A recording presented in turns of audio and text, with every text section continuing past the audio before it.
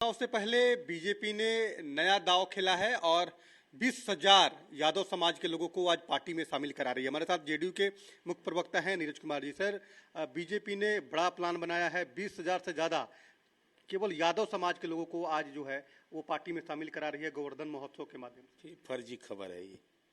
बापू सभागार का 20,000 कैपेसिटी है। यही चंडू खाना में भाजपा घूमती है।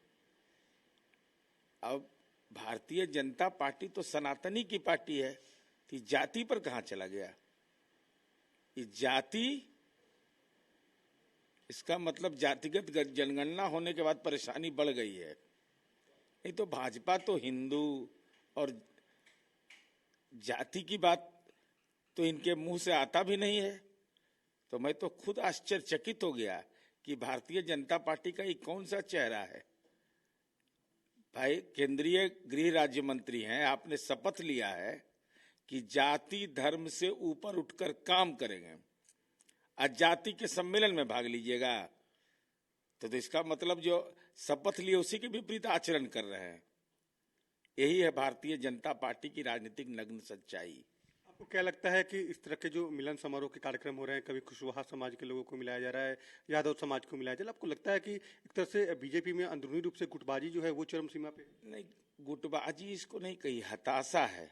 जातिगत जनगणना जारी होने के बाद भारतीय जनता पार्टी मानसिक राजनीतिक परेशानी में है। तो राजनीति की अलग अलग दुकान चला रहा है। लेकिन सवाल इस बात का है कि सनातनी है कि जाति के नाम पर राजनीति करते हैं। दोनों अलग अलग विषय है। अगर सनातनी के नाम पर करते हैं, धर्म के नाम पर करते हैं, तो फिर जाति का नाम लेना तो आपके लिए महापाप है। तो न सनातन के प्रति ईमानदार है, न जाति के प्रति ईमानदार होइएगा। दूसरा वाला है कि जीतनराम मांझी आज मौन धरना करने वाले हैं। लगातार वो आरोप लगा रहे हैं कि मुख्यमंत्री नीतीश कुमार ने दलितों का अपमान किया और प्रधानमंत्री ने भी जीतनराम मांझी का समर्थन किया। नहीं, आदरणीय जीतनराम मांझी जी डॉक्टर भीमराव अंबेडकर की मूर्ति के नीचे जो मुझे जानकारी मिली है, मौन रहना ही चाहिए। उनको तो इस बात के लिए निश्चित रूप से मौन धारण करना चाहिए और कहना चाहिए, मौन के द्वारा संदेश देना चाहिए कि आदरणीय प्रधानमंत्री जी 70 वर्ष में जिसने कहते हैं कि ऐसा काम हम किए हैं जो 70 वर्ष में नहीं हुआ है। तो जातिगत जनगणना छोड़ दीजिए, जनगणना तक नहीं करवाए। तो जनगणना अगर नहीं हुआ तो दलितों को लोकसभा और विधानसभा में मिलने वाले आरक्षण का क्या होगा? तो स्वाभाविक रूप से डॉक्टर भीमराव अंबेडकर के मूर्ति के नीचे बैठ के तो उनको मौन व्रत में ही संकल्प लेना चाहिए कि जाति की जनगणना तो कम से कम करा दें। हम जनगणना नहीं हो रहा है तो जीतनराम मांझी जी न आप रहिएगा न दलित समूह के लोग की हिस्सेदारी रहेगी। तो अब हिस्सेदारी पर ही सवाल खड़ा हो रहा है। हमको लगता है कि इसी के लिए बैठ रहे हैं। एनडीए के लोग भी समर्थन में है, बीजेपी के तमाम लोग भी रहेंगे। हो सकता है जाएंगे, कहेंगे नरेंद्र मोदी को आंख दिखाएंगे, क्या जातिगत जनगणना कराओ। जनगणना का नहीं करा रहे हैं आप?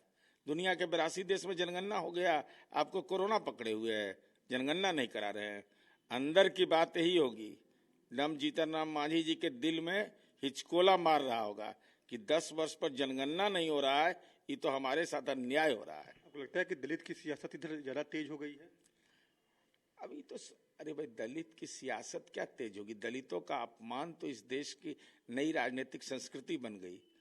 रामनाथ कोविंद से शिलान्यास नहीं करवाना, द्रौपदी मुर्मू आदिवासी महिला है उनसे उद्घाटन नहीं कराना, और उससे भी सरासर अन्याय कि जिस मूर्ति के नीचे बैठ रहे हैं जीतनराम मांझी जी, डॉक्टर भीमराव अंबेडकर जो संविधान निर्माता जिनको माना जाता है, नए संसद भवन में सावरकर अंग्रेज के दलाल की पूजा की जाती है और अंबेडकर की पूजा नहीं की जाती है। तो हम अंबेडकर को का चित्र लगा करके शुभ गृह प्रवेश जिसको कहते हैं वह नहीं किया जाता है। हो सकता है ये सब बात आत्ममंथन हो, मौन से यह निष्कर्ष निकले जीतनराम मांझी जी के मुंह से।